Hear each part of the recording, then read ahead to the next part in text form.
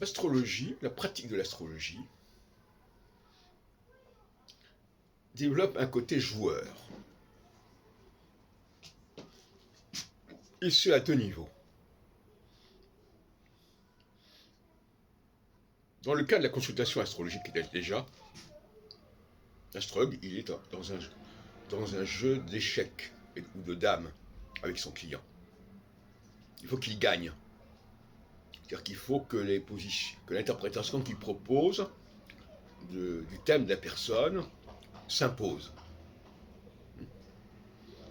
Et qu'il arrive à la convaincre, à la persuader. Et tous les moyens sont bons.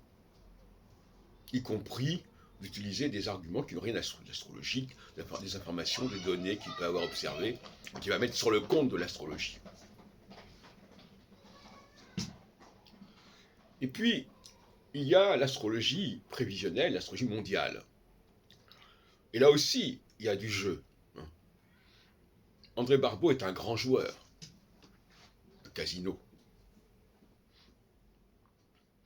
Il relance constamment un joueur invétéré, un addict de la prévision, pendant des décennies. Et peu importe que ça n'ait pas marché, on va relancer, on va recommencer. Le joueur, c'est aussi celui qui redistribue, qui redonne les cartes. C'est le New Deal constant. Donc,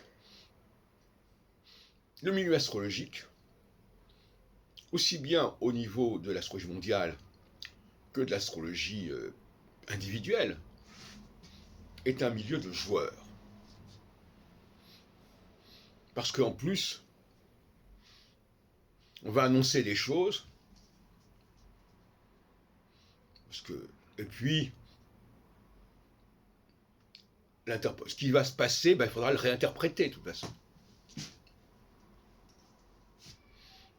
Parce que d'un côté, l'astrologie individuelle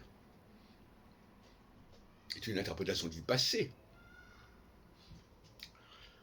mais l'astrologie prévisionnelle aussi, de certaine manière.